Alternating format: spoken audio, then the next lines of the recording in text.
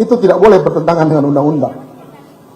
Kalau undang-undangnya secara limitatif mengatur tentang ganti kerugian, maka hakim harus mengacu ke sana. Walaupun ada negatif Catholic stelsel, ada keyakinan, tetapi keyakinan juga harus mengacu kedua. Harus mengacu kepada undang-undang yang mengatur tentang pembuktian itu. Demikian, itu jawaban saya.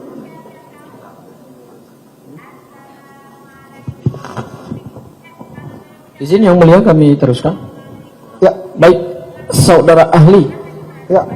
Pertanyaan saya yang pertama kepada saudara ahli, dari 3 alasan yang tadi saudara kemukakan di persidangan bahwa seorang tersangka mempunyai hak untuk menuntut ganti kerugian atas dasar 3 hal, yaitu tindakan penyidik salah dalam menerapkan undang-undang, kemudian yang kedua bertentangan dengan hukum, dan yang ketiga adalah salah orang atau salah orang yang ditangkap.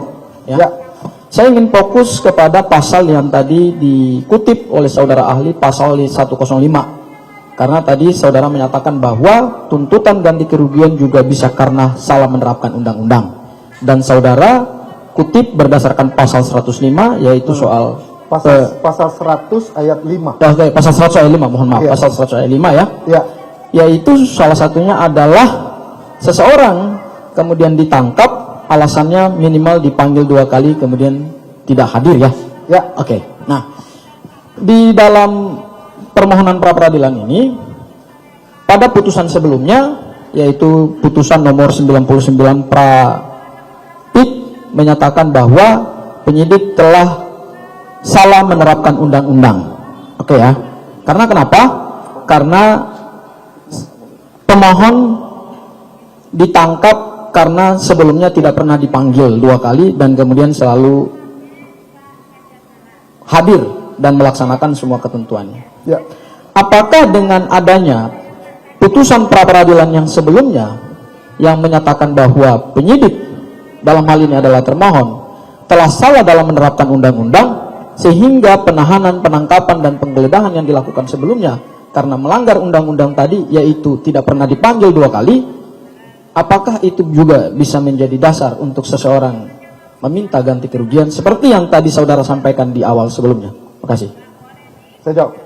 Baik, izin Yang Mulia menegaskan kembali bahwa alasan penyidik melakukan penahanan itu ada alasan yang sifatnya yang tadi objektif, Yang Mulia. 2 kali dipanggil tidak datang, artinya tidak kooperatif. Lalu kemudian dengan alasan itu, maka kemudian hakim pra peradilan menyatakan bahwa penahanan yang dilakukan penyidik melanggar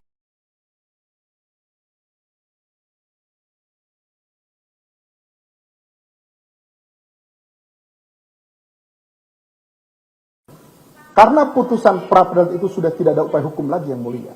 Karena ada Perma 4 2016. Dulu boleh PK.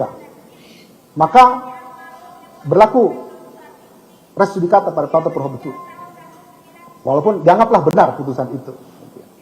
Sehingga jika alasan hakim melakukan atau mempertimbangkan dengan alasan bahwa ada salah penerapan undang-undang yang dilakukan oleh penyidik dalam melakukan penyidikan, maka apakah itu serta-merta langsung muncul ganti kerugian yang harus dikabulkan? Belum tentu. Harus diperiksa dulu. Kalau dia melanggar undang-undang, maka dibuktikan. Kenapa?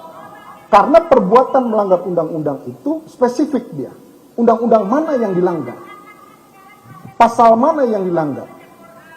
Beda dengan yang tadi. Misalnya ada indikasi bahwa penahanan yang dilakukan itu jelas melebihi batas waktu misalnya. Nah, itu lain cerita. Itu jelas, clear.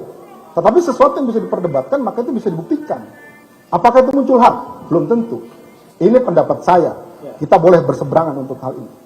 Pendapat saya, yang boleh dimintakan ganti kerugian karena marwahnya di pasal 173 itu kaitan dengan tersangka, terdakwa atau terpidana ditahan, tapi salah nahan. Saya menafsirkan bahwa penahanan itu berkaitan dengan status tersangka, terdakwa dan terpidananya. Kalau ternyata bukan dia yang harusnya bertanggung jawab atas perbuatan hukum itu dan mengakibatkan dia ditahan akibat itu, maka muncul hak untuk minta ganti rugi. Tetapi kalau penahanan itu hanya dilakukan karena memang yang tadi undang-undangnya sifatnya subjektif, apakah serta-merta bisa? Belum tentu, saya katakan. Bahkan Kalau masih misalkan, yang tadi saya katakan, bisa saja ketika orang itu dibebaskan dari tahanan, tapi status tersangkanya masih on. Apakah muncul hak ganti rugi? Menurut saya, belum. Itu pendapat saya. Demikian yang mulia. Oke, izin yang mulia. Ya. Saudara ahli, Ya. sebelum saudara berpendapat seperti tadi, Ya, karena tadi saudara menyatakan bahwa harus dulu dinyatakan melanggar undang-undang dan pasal mana ya? Oke. Ya. Apakah saudara pernah diberikan putusan pra peradilan sebelumnya oleh termohon dan saudara sudah baca, saudara sudah kaji? izin yang mulia, saya memang diberikan putusan itu, tapi saya tidak baca. Saudara tidak baca ya? Izin. Alasan saya adalah begini, saya tahu isi putusan itu. Bagaimana saudara mau tahu isi putusan sementara saudara nggak baca? Sebentar. Unang digas. Slow bos. Gini. Enggak, saya konfirmasi aja kepada saudara. Artinya begini, saya dibekali oleh dokumen-dokumen oleh penyidik. Saya baca, saya lihat, lalu saya pelajari. Tapi, izin yang mulia, saya harus objektif memandang itu. Isi putusan itu memang yang saudara katakan tadi. Ada tindak pertimbangan hakim adalah karena itu. Tapi, saya tidak mau terkontaminasi di dalam pokok perkara. Saya hanya membatasi diri saya kaitan dengan pra peradilan berkaitan dengan salah penahanan. Demikian yang mulia. Baik, yang mulia, saya lanjutkan saudara saksi.